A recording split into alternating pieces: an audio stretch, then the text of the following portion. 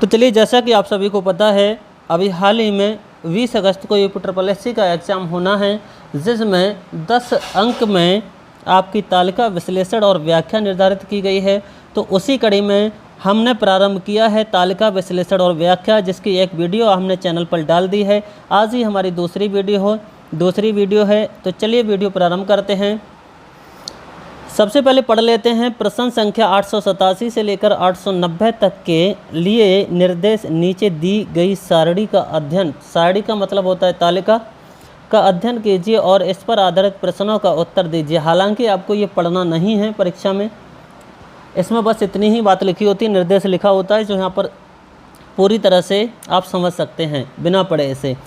तो क्या दिया है, XYZ कंपनी जो लिमिटेड कंपनी है, लाख रुपए में क्या दे रहे हैं, इधर तो वर्षें दी गई हैं और इधर दिया गया है पहले खाने में, पहले बॉक्स में दिया है कुल बिक्री, दूसरे में दिया है सकल लाभ, तीसरे में दिया है शुद्ध लाभ, और शुद्ध लाभ को ही ध्यान रखना, हम बोलते हैं कुल लाभ। क्या बोलते हैं, कुल लाभ भी इसी को बोलते हैं। तो चलिए बात करें तालिका को पढ़ते कैसे हैं। तालिका को इस तरह से पढ़ते हैं, जैसे कंपनी का वर्ष 1990 में कुल बिक्री कितनी थी, तो 351.6 लाख रुपए की थी। ये लाख है, यहाँ पर लाख रुपए की थी। सकल लाभ कितना हुआ, 155.5 लाख रुपए हुआ। शुद्ध लाभ कितना हुआ, 54.2 लाख रुपए हुआ। हालांकि इसे लाख बोलें ना बोलें, आप सीधे सीधे बोल दें 351.6, इस तरह से भी बोल सकते हैं। तो चलिए हम समय नहीं गंवाएंगे, सीधे चलते हैं प्रश्न पर। आप इतनी बात समझ गए होंगे। अभी तक चैनल पर नए हैं तो चैनल को सब्सक्राइब जरूर कर लीजिएगा और बेल आइकन को प्रेस कर दीजिए, जिससे आपको नोटिफिकेशन मिलता रहे। तो हमारा पहला सवाल है, वैसे इसमें 887 है, लेकिन हमारा पहला आज का सवाल है, किस वर्ष में कुल और सकल लाभ का अंतर सबसे अधिक है। मैंने बताया जो शुद्ध लाभ है वही कुल लाभ है और ये सकल लाभ है। तो पूछ रहा है ऐसी वर्ष बताओ जिसमें कुल लाभ और सकल लाभ का अंतर सबसे ज़्यादा हो। तो अंतर निकाल लेते हैं। सबसे पहले निकालते हैं यहाँ पर अंतर हम इनका, इस वर्ष का निकाल लेते हैं 1990 का। तो यहाँ पर देखो कैसे निकालोगे, सकल लाभ से शुद्ध लाभ घटाओ तो 5 में से कितना जाएगा, 2, तो यह आपका यहाँ पर बचने वाला है 3, पॉइंट लगा दीजिए। फिर 5 में से 4 जाएगा तो बचेगा कितना, 5 में से 4 जाएगा तो 1 बचेगा, और 5 से 5 जाएगा तो 0 बचेगा, एक ऐसा ही आ जाएगा, यानी ये बचा 101.3। ऐसे ही आप निकाल लीजिए यहाँ पर। तो आप यहाँ 13 कर लीजिए, यहाँ से लेके 13 में से 6 जाएगा तो 7 बचेगा, और यहाँ पर बचा 3, 3 में से 2 जाएगा तो 1 बचा, और यहाँ पर हमारे पास बचे कितने हैं, 12, 12 में से 4 जाएगा तो कितना बचेगा, 8 बचेगा। कितना बचा, 8। ऐसे ही निकाल लीजिए। अब एक यहाँ पर आपको दिमाग लगाना है। क्या दिमाग लगाना, अभी मैं बताऊँगा। चलिए पहले आगे करते रहिए इसी तरह से। 9 में से 9 जाएगा, 0 बचा। 9 में से 8 जाएगा, 1 बचा। 4 से 3 जाएगा, 1 बचा। 1 आपका ऐसा ही आगे कर लीजिए इसके लिए। 5 में से 3 जाएगा, 2 बचेगा। 0 से 0 जाएगा, 0 बचेगा। 6 से 5 जाएगा, 1 बचेगा। 1 आपका ऐसा ही, ऐसे ही कर लीजिए आप किसके लिए, इस वर्ष के लिए। इस वर्ष के लिए करेंगे तो 3 से 8 जाएगा नहीं तो 13, 13 से 8 जाएगा, 5 बचा। या 12, 12 से 5 जाएगा तो 7 बचा। यहाँ हो जाएगा 9 से 6 जाएगा तो 3 बचा, और यहाँ पर कितना बचा हमारे पास, 1 बचा। कितना बचा, 1।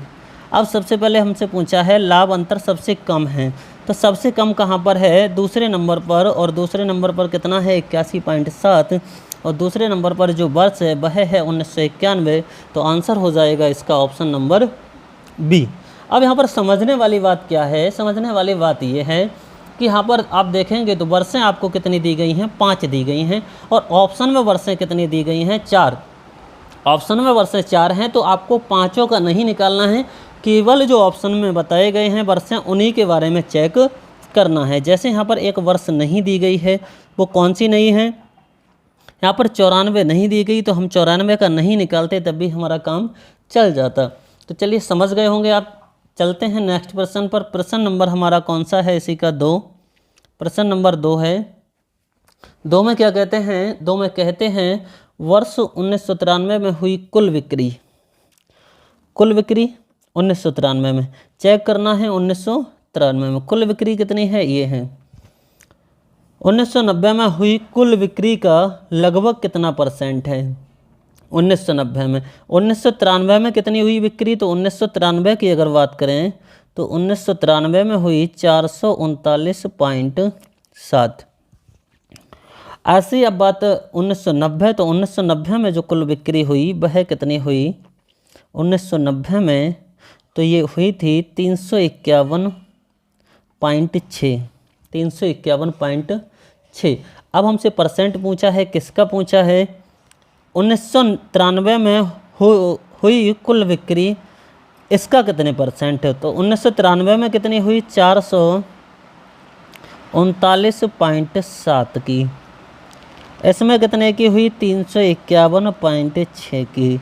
प्रतिशत निकालने हैं, इंटू कर दीजिए 100। कितना कर दीजिए 100। अब देखिए कैलकुलेशन थोड़ी सी कैसी है, मुश्किल है, हालांकि नामुमकिन नहीं है। तो ऐसे आप क्या करेंगे, आप हल कर लेंगे। तो यहाँ पर जब हल करेंगे तो यहाँ पर लगभग आ रहा होगा आपका 125%। कितना आ रहा होगा? लगभग में आंसर इसका कितना आ जाएगा 125%, जो कि आपका option number D right answer होगा। मैं इसलिए हल नहीं कर रहा हूँ क्योंकि वीडियो बहुत लंबा हो जाएगा। बढ़ते हैं थर्ड प्रश्न पर। थर्ड प्रश्न आपका बेहद आसान है। कैसे थर्ड प्रश्न बेहद आसान है? देखिए अच्छा, थर्ड प्रश्न में क्या कहते हैं, किन वर्षों में अपने से पिछले वर्ष की तुलना में तीनों ही मदों में अर्थात कुल बिक्री, सकल लाभ और शुद्ध लाभ में एक साथ बढ़ोतरी हुई है। एक साथ बढ़ोतरी हुई है, ठीक है। पिछले वर्ष की तुलना में, पिछले वर्ष की तुलना में एक साथ कैसी हुई है? तीनों मदों में बढ़ोतरी हुई है। तो ध्यान से देखें, हम कुल बिक्री देख रहे हैं 1990 और 91 में। तो यहाँ पर थी 351.6 और यहाँ पर कितनी हो गई 407। लेकिन सकल लाभ क्या हुआ? यहाँ पर घट जाता है। तो आंसर हमारा सॉरी 1991 नहीं होगा। अब चेक करते हैं 1992 के लिए। तो 1992 के लिए अगर देखें, यहाँ पर 407 था, यहाँ पर 380, यानी घट गया। जबकि हमसे वृद्धि पूछ रहे हैं तो ये भी आंसर नहीं होगा। 1993 के लिए चेक करते हैं तो ये था 439.7, इससे पिछला था 380.1। इसका मतलब यहाँ बढ़ोतरी हुई है। कहाँ पर? 1993 में, पिछले वर्ष से बढ़ोतरी हुई है कुल बिक्री में। ऐसे सकल लाभ भी देखिए बड़ा है, ऐसे ही आप देखें तो शुद्ध लाभ भी बड़ा है। तो इसका मतलब 1993 में तो तीनों चीज़ें बड़ी हैं। 94 में चेक करते हैं तो 94 में देखिए पिछले वर्ष की तुलना में ये बढ़ गया, ये 39 था, ये 85 हो गया। 160 था, 203 हो गया। 50 था तो ये कितना हो गया? 65 हो गया। इसका मतलब 1993 में पिछले वर्ष की तुलना में तीनों ही मदों पर वृद्धि हुई थी, और ऐसे ही 1994 में तीनों मदों पर क्या हुई है?